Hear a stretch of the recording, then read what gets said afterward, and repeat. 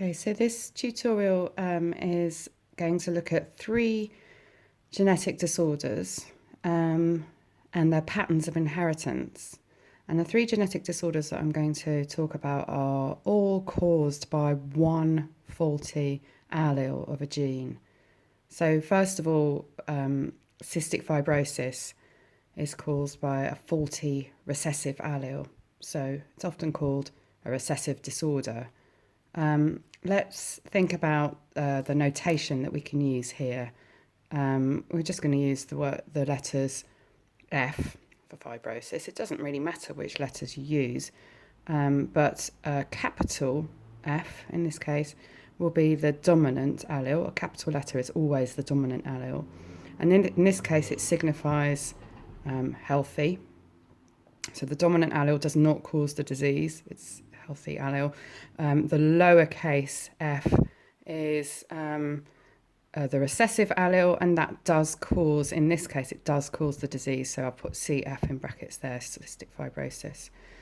So we know that big F will be the dominant healthy allele, little f will be the recessive allele that causes the disease.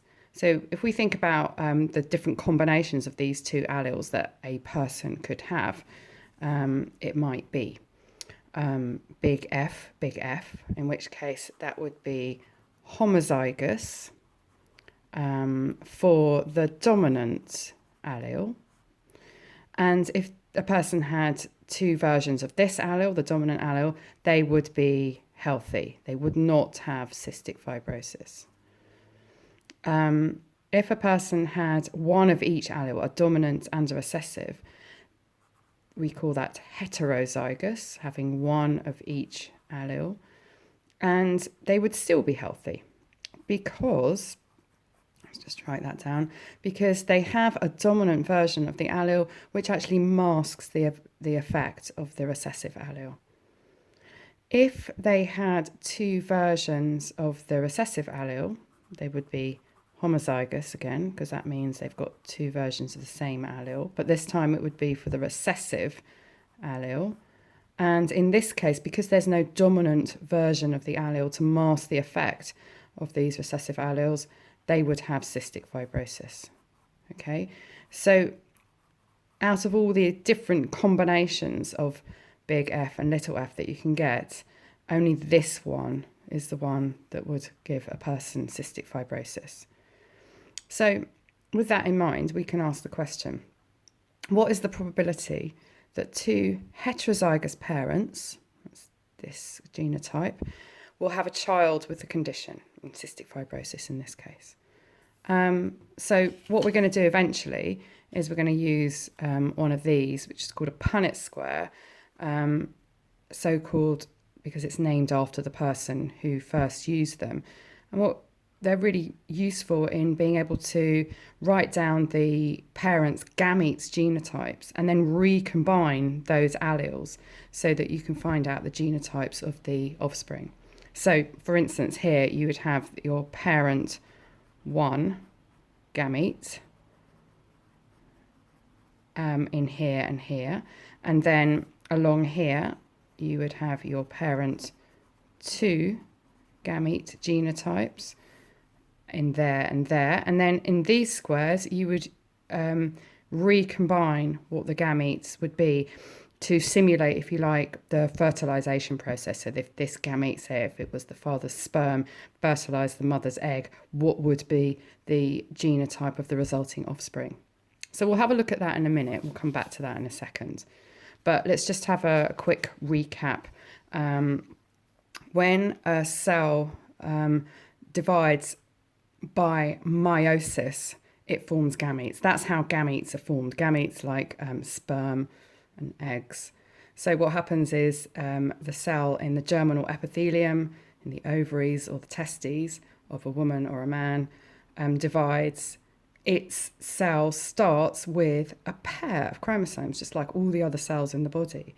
And then when it divides by meiosis, it will halve the number of chromosomes and therefore also halve the number of alleles.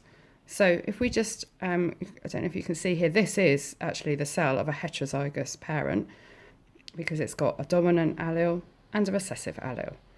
And now if we divide those chromosomes up, which is what happens during meiosis, we can see that each gamete, these look like their sperm, will have one allele each.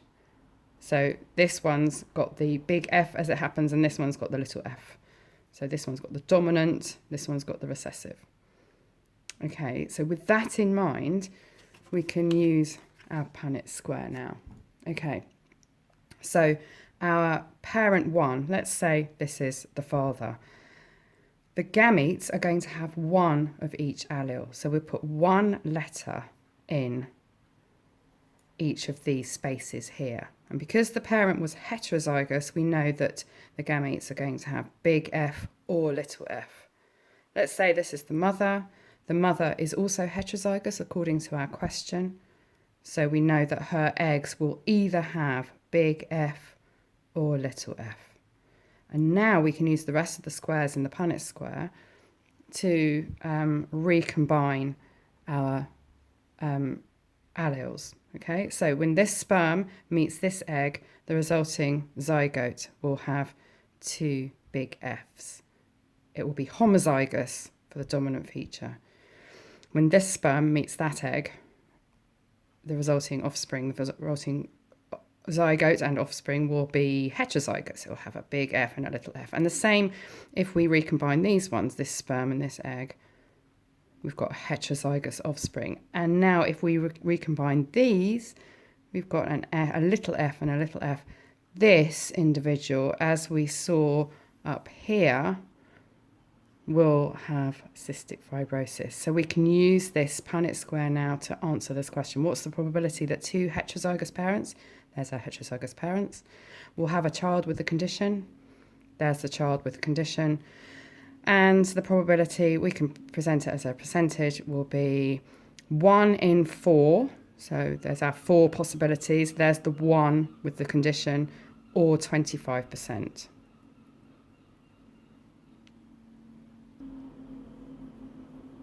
Okay, so that's cystic fibrosis. Let's now turn over and think about the next example. The next example is Huntington's disease, which is caused by a faulty dominant allele. So again, we could think about the notation. I'm going to use the letter H, just because Huntington's begins with H, and the dominant allele is always a capital letter, and the recessive allele is always a lowercase letter. In this case, the dominant allele does cause the disease. So I'll put HD, Huntington's disease, in brackets here next to the dominant allele. And the recessive allele is actually the healthy one.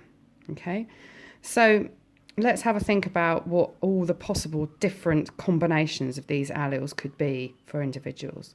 So big H is homozygous for the dominant characteristic or the dominant allele.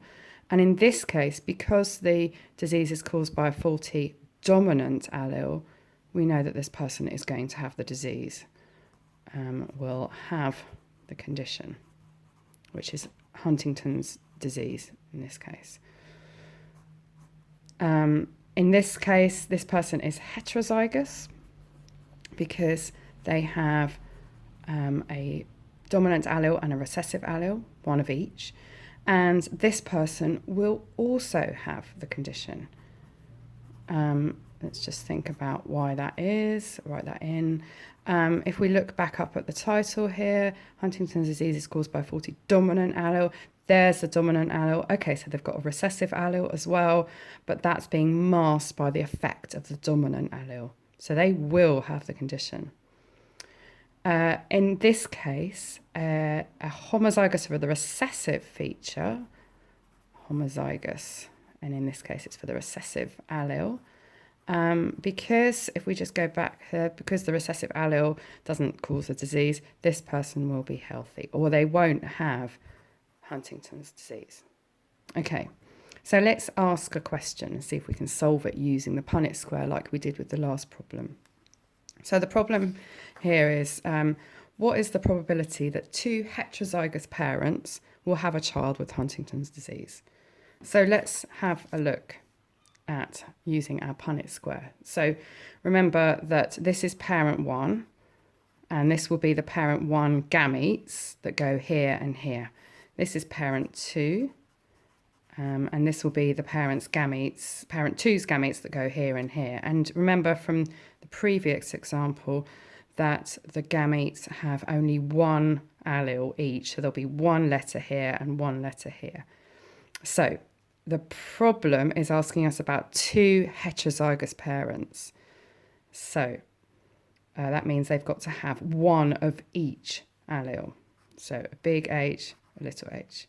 And the other parent is the same, big H, little h. So what we can do now into each of these squares is we can write down the different combinations of alleles that you would get when fertilization happens.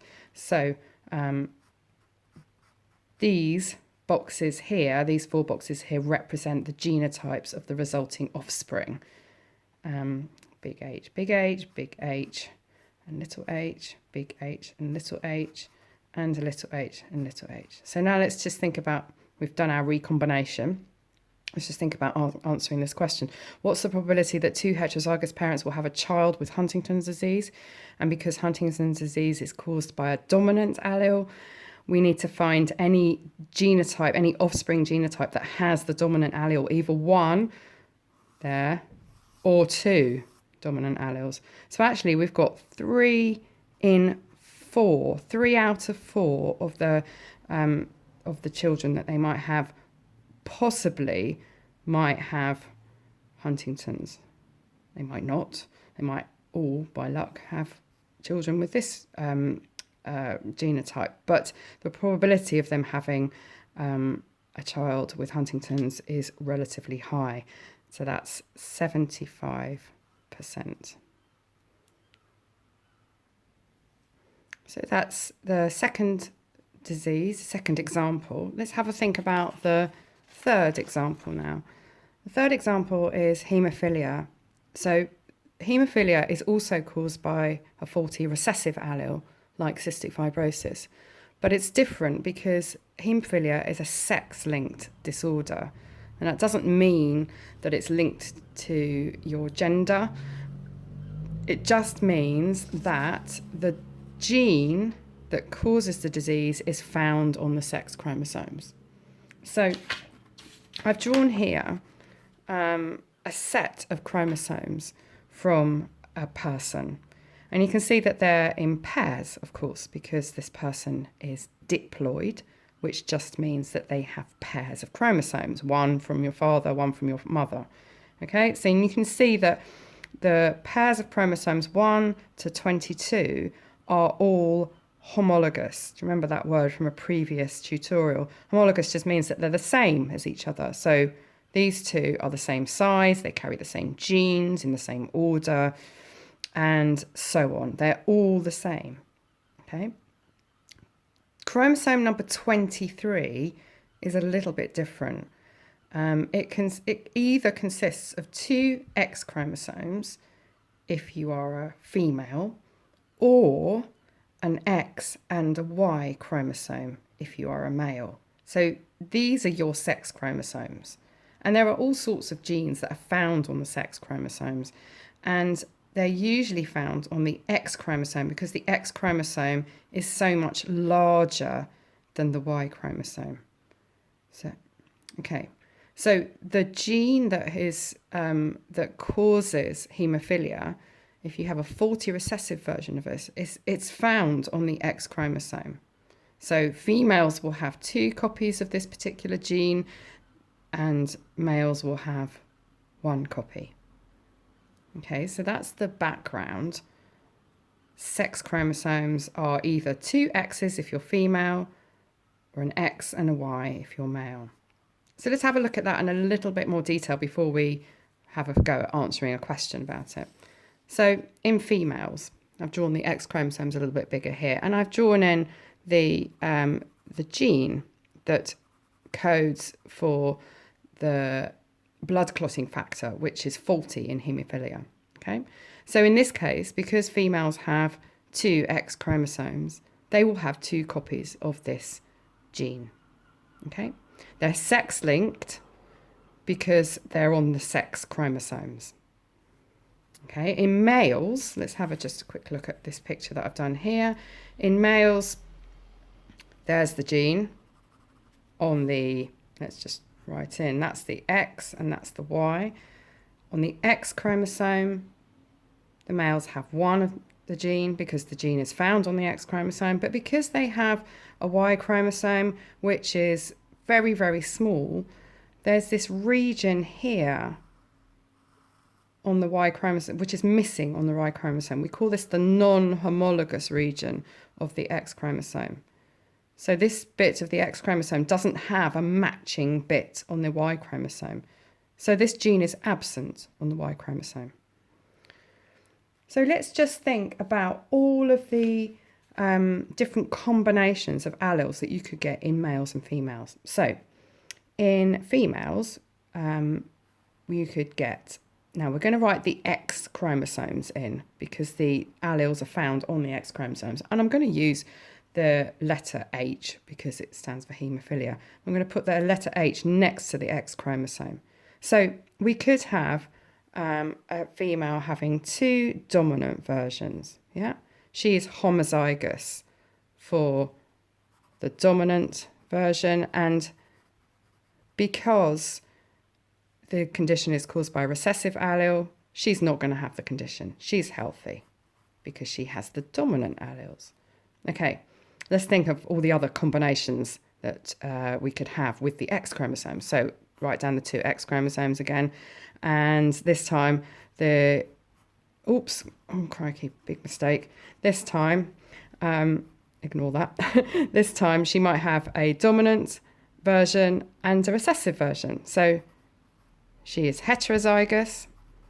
Now, the condition is caused by a recessive allele, but because she's got a dominant version to mask the effect of the recessive version, she will be healthy.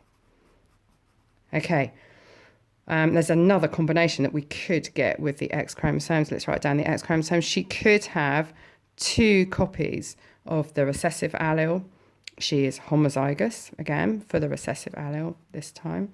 But this time, because the disorder is caused by the recessive allele, she will have the condition. She will have haemophilia because she has now 2 versions of the recessive allele. There's no dominant alleles to mask the effect of these recessive alleles.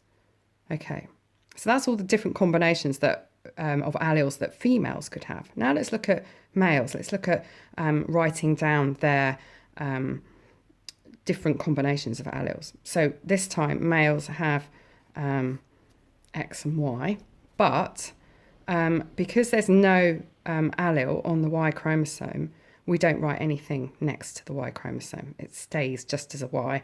And X, well, let's say that the X chromosome could have a dominant allele, in which case this male would be healthy because the condition is caused by the recessive allele and this person has a dominant version. Or this male might have a recessive allele, in which case they would have the condition. Yeah, so they would have haemophilia. And notice that there isn't as many different combinations that you can get as females because the males only have one or the other. So they have a 50-50 chance of having it. Okay, so let's think about how to answer a question about this. Let's go use our Punnett square. So do you remember the Punnett square, we're going to put the parent 1 gametes here and the parent 2 gametes along here. Now let's just have a read through this question carefully. What is the probability of an unaffected mother who is a carrier and an unaffected father having an affected child? Okay, so let's do the father first of all. Unaffected. Okay, so it must be this one. X big H. So remember the rule about gametes only have one of each chromosome. So the sperm of the father will have either an X chromosome or a Y chromosome, not together. Okay. Now, the mother is going to be, they're going to have two X's. We know that. So her eggs will have one X chromosome each. Yeah. Now, the mother is unaffected. So she must have at least one dominant allele because the condition is caused by the recessive allele. But she's a carrier. So she must be carrying the recessive allele. So she must be this genotype. Okay, so we've got one of each chromosome in each of the gametes. Now what we can do is we can recombine those in these boxes here to show the offspring genotypes.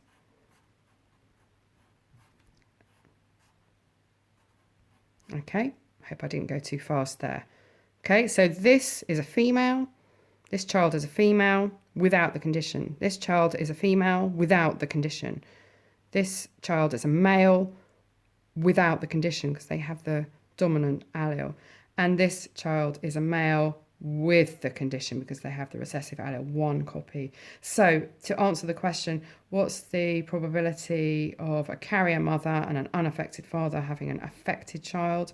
It is 1 in 4 or 25%.